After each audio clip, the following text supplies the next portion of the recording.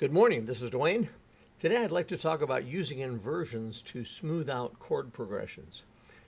The last few days we've been talking about the chord progressions of canon in D, and you know the canon in D, how that goes, and we've been going through the chords, saying that the chords, it's an 8-bar progression which goes 1, 5, 6, 3, 4, 1, 4, 5, and then it repeats.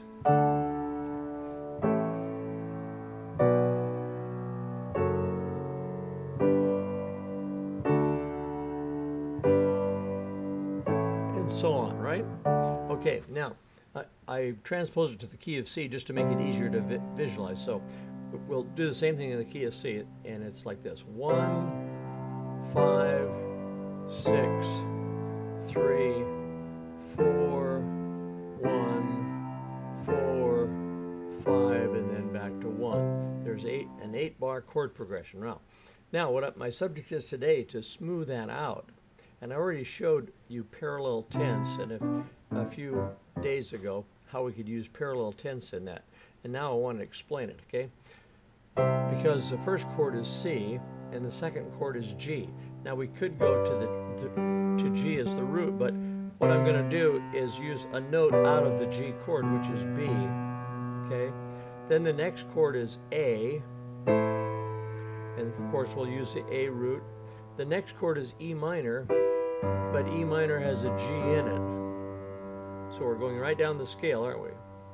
And the next chord is F, so we'll use the F as a root. And the next chord is C, and C has an E in it.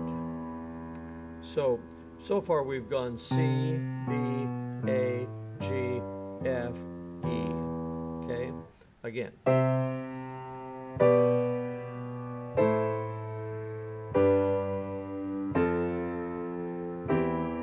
And now we're going to go back up to F and G. But you see we have a smooth bass line. If you're a jazz player, you're used to jazz lines like that. And so we're creating a very smooth line to go along with the melody.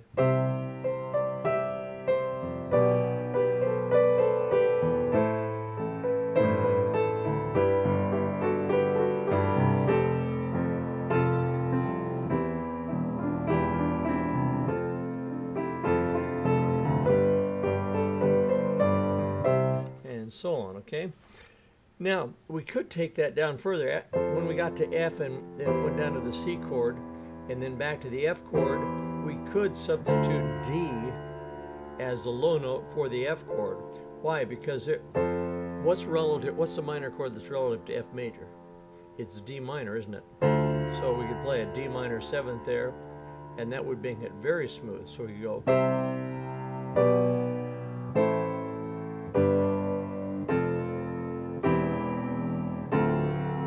Have to go back to G at that point, okay?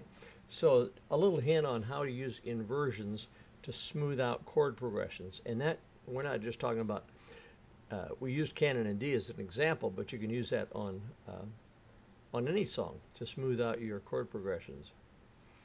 Okay, that's it for today. Thanks for being with me, and if you enjoy these tips, come on over to PlayPiano.com and sign up for our free piano trips. We should take a trip, shouldn't we? We should take a cruise together. But sign up for the free piano tips, and I hope to see you there. Bye-bye for now.